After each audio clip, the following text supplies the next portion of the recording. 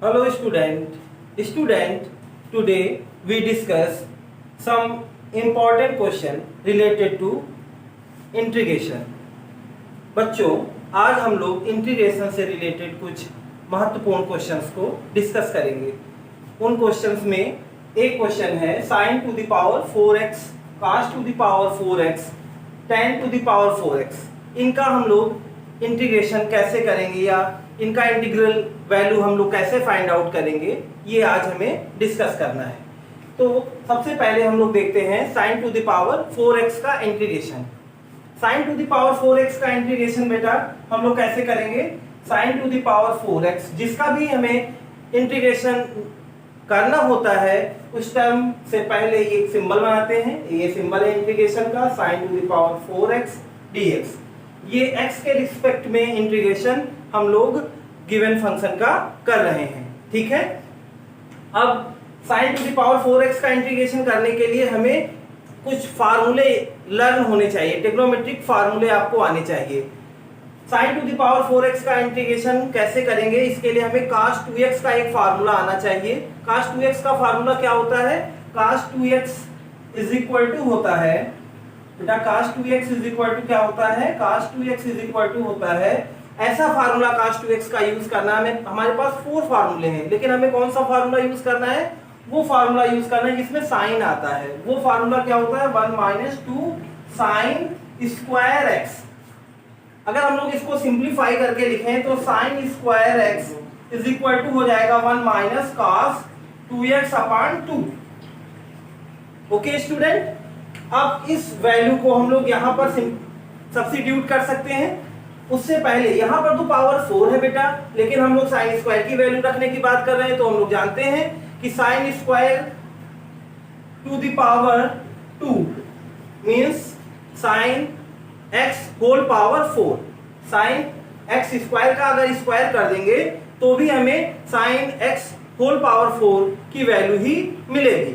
अब इस वैल्यू को इस वैल्यू से हम लोग क्या कर देंगे? सब्स्टिट्यूट कर देंगे। तो क्या मिल जाएगा बेटा? 1 minus cos 2x upon 2 whole square dx। Okay, इसके बाद हमें क्या करना है बेटा? अब हम ये जो फंक्शन मिल गया है इसमें हम लोग क्या करेंगे? होल स्क्वायर का फार्मूला ओपन करेंगे। होल स्क्वायर का फार्मूला ओपन करेंगे तो हमें क्या मिलेगा? देखिए, डिनोमिनेटर में तो 1/2 लिखा हुआ है, इसका स्क्वायर करेंगे तो हमें 1/4 मिल जाएगा। और न्यूमरेटर में a minus B whole square का फार्मूला अप्लाई करेंगे। क्या मिल जाएगा यहाँ से? 1 plus cos square 2x minus 2 cos 2x। Okay, और ब्रैकेट क्लोज कर देंगे, dx लिख देंगे। अब हमें क्या करना है बेटा? अब हमें क्या करना है कि अब फिर से स्क्वायर टर्म्स आ गए हैं। स्क्वायर टर्म्स को रिमूव करने के लिए अभी हमने बताया अगर cos स्क्वायर या sin स्क्वायर आएगा तो cos 2x का फार्मूला हमने अप्लाई करना है। अब यहां पर cos 2x का कौन सा फार्मूला हम यूज करेंगे? cos के टर्म वाला फार्मूला यूज करेंगे। इसके लिए आप जनरली एक वैल्यू याद रखिए, अगर cos स्क्वायर x आएगा तो उसके प्लेस में आप क्या लिख सकते हो? 1 प्लस cos 2x अपॉन 2, और साइन आएगा तो 1 minus cos 2x upon 2 put कर सकते हैं। तो इसके प्लेस में हम लोग क्या पुट करने जा रहे हैं? 1/4 1 प्लस कॉस 4x। यहां पर एक चीज और ध्यान देनी है, जो भी एंगल यहां पर लिखा होगा, जैसे साइन स्क्वायर x लिखा है तो यहाँ x का साइन x का एंगल क्या है? साइन का एंगल क्या है? x है। और यहाँ पर जब हम लोग उसको कन्वर्ट कर रहे हैं इन टर्म्स ऑफ cos, तो एंगल क्या हो जा रहा है? ट्वाइस हो जा रहा है, 2x हो जा रहा है। यहाँ पर cos का एंगल कितना है? 2x है। तो जब हम इसे cos 2x के फार्मूले से कन्वर्ट करेंगे तो एंगल का ट्वाइस हो जाएगा। एंगल का ट्वाइस क्या होगा? 4x means 1 plus cos 4x upon 2 हो जाएगा बेटा। इस चीज को आपको ध्यान रखना है। एंगल का यहाँ पर क्या होगा? ट्वाइस होगा। cos के केस में 1 प्लस cos होगा, sin के केस में 1 माइनस cos होगा। इस बात का भी हमें ध्यान रखना है। अपान में दोनों केस में क्या होगा? 2 होगा। ओके, साइन स्क्वायर करेंगे तो भी अपान में 2, कास स्क्वायर करेंगे तो भी अपान में 2। दूसरी बात कास होगा तो 1 प्लस रहेगा, साइन होगा तो 1 माइनस रहेगा। ओके स्टूडेंट, अब देखिए हमने कास स्क्वायर को कन्वर्ट कर दिया, कास स्क्वायर को कन्वर्ट किया तो हमें क्या मिल गया 1 प्लस कास, और एंगल का ट्वाइस होगा, इस बात का भी हमें ध्यान रखना है। एंगल का क्या होगा बेटा ट्वाइस, तो 2x का 4x। यही छोटी छोटी बातें आपको ध्यान रखनी है, और अगर इन छोटी छोटी बातों को आप ध्यान रखेंगे तो आपका इंटीग्रेशन से रिलेटेड कोई भी क्वेश्चन गलत नहीं होगा। ठीक है, फिर नेक्स्ट क्या है -2 cos 2x। इसमें तो स्क्वायर लगा नहीं है, स्क्वायर नहीं लगा तो हम इसका इजीली इंटीग्रेशन कर सकते हैं। अब इसके बाद हम लोग क्या लिखेंगे, इसको dx से रिप्रेजेंट कर देंगे।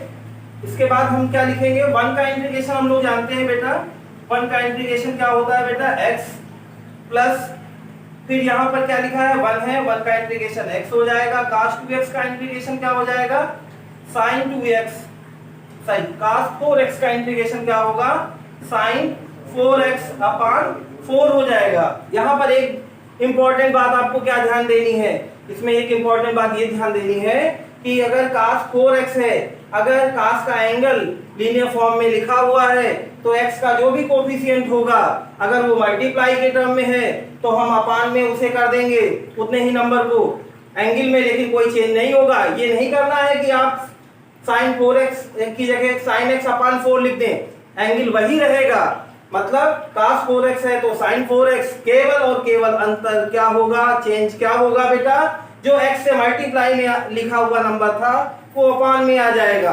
अपान में कितना आ जाएगा बेटा 4 आ जाएगा। फिर आगे हम लोग बढ़ेंगे तो हमें क्या मिला -2, इससे कोई मतलब नहीं है। इसके बाद हमें मिला cos 2x, cos 2x का इंटीग्रेशन sin 2x, और अपान में इसी तरह क्या आ जाएगा 2। क्यों, क्योंकि x से मल्टीप्लाई में कितना लिखा हुआ है बेटा 2, तो हमने बताया जो भी x से मल्टीप्लाई में होगा उतना ही हमें डिवाइड करना पड़ेगा, और चूंकि ये इनडिफिनिट इंटीग्रेशन है तो प्लस c भी लिखेंगे। Okay student, I hope you will understand, thank you. Student, इसी क्रम में जैसे कि हम लोगों ने फर्स्ट क्वेश्चन पढ़ा sin x to the power 4, next question हम लोग इसी पर डिस्कस करेंगे।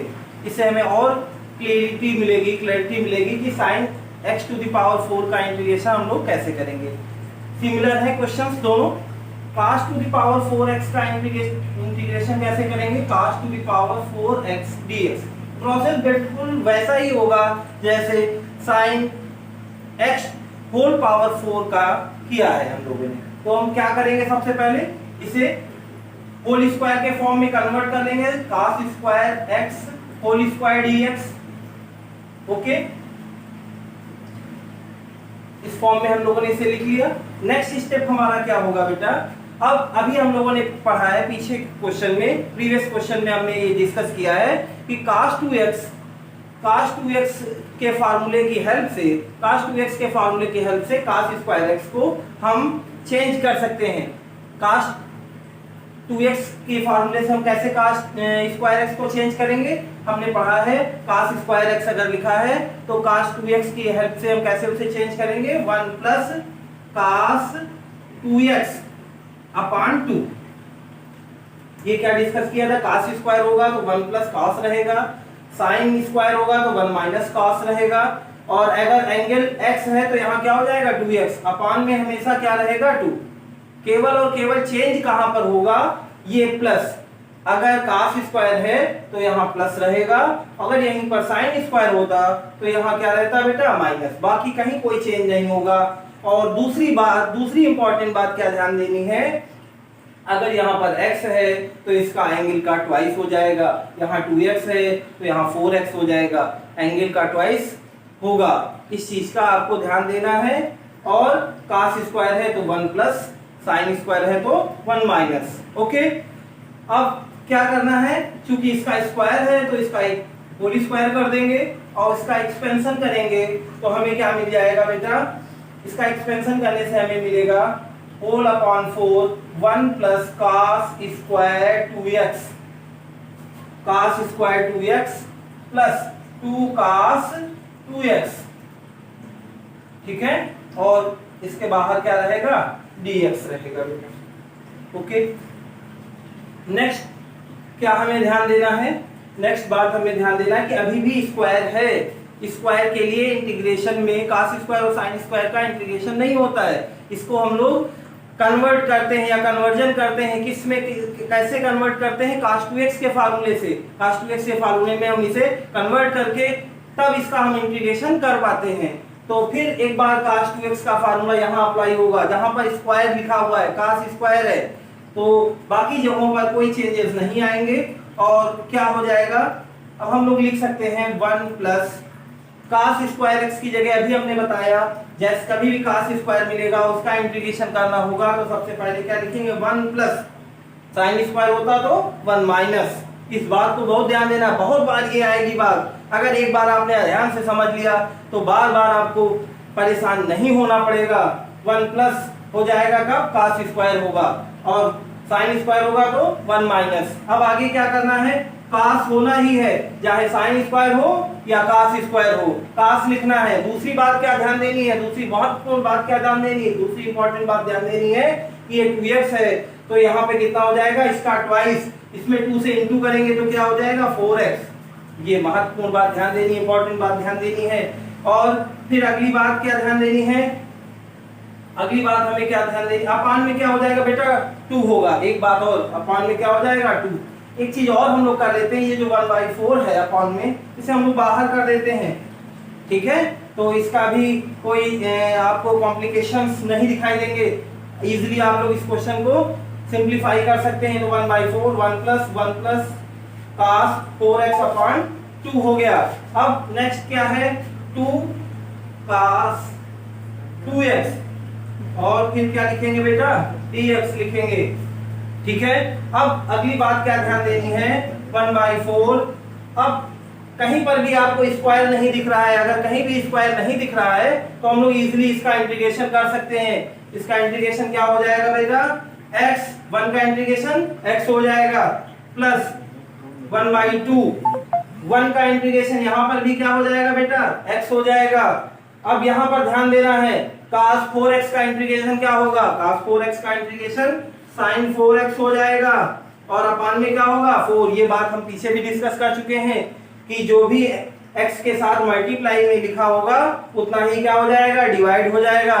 नेक्स्ट बात क्या हमें ध्यान देनी है 2 cos 2x का इंटीग्रेशन उसी प्रोसेस से sin 2x हो जाएगा और अपान में कितना हो जाएगा 2 हो जाएगा और चूंकि इंडेफिनिट इंटीग्रेशन है तो प्लस c लिख जाएगा। I hope student you will understand. If you have any query you will ask. Thank you. Student अभी तक हम लोगों ने 2 क्वेश्चन डिस्कस किए हैं। पहला क्वेश्चन क्या डिस्कस किया है sin x होल पावर 4, दूसरा क्वेश्चन डिस्कस किया है cos x होल पावर 4। अब लास्ट जो आपको क्वेश्चन डिस्कस करना है या हमें जो क्वेश्चन समझना है वो क्या है tan x होल पावर 4। कैसे हम लोग इसको करेंगे, एक ही तरह के क्वेश्चन दिखाई दे रहे हैं लेकिन बोर्ड एग्जाम के लिए बहुत इंपॉर्टेंट क्वेश्चंस है। इनमें से एक क्वेश्चन हर एग्जाम में, हर बार एग्जाम में जरूर पूछा जाता है, बोर्ड एग्जाम में ये क्वेश्चन, इस तरह के क्वेश्चन तो जरूर पुट किए जाते हैं। अब नेक्स्ट क्वेश्चन है tan x होल पावर 4। अब इसको हम लोग कैसे इंटीग्रेट करेंगे, tan x होल स्क्वायर लिख सकते हैं और tan square x whole square लिख सकते हैं इसे हम लोग, जैसे कि पीछे वाले क्वेश्चंस में हम लोगों ने किया है। क्या sin x whole square sin square x whole square किया तो हमें क्या मिल गया था sin x to the power 4। इसी तरह cos square x whole square किया तो हमें cos x होल पावर 4 मिला। उसी तरह हम लोग tan x होल पावर 4 को ब्रेक करेंगे, tan square x whole square, या हम इसे ऐसे भी लिख सकते हैं tan square x into tan square x, ऐसे भी इसे लिख सकते हैं। अब हमने क्या करना है tan स्क्वायर x को हम लोग ब्रेक करेंगे। tan स्क्वायर x को हम किस टर्म में ब्रेक करेंगे बेटा, एक आइडेंटिटीज हमने पढ़ रखी है। आइडेंटिटी क्या होती है 1 plus tan square x is equal to sec square x, तो उसी आइडेंटिटी का यूज करना है।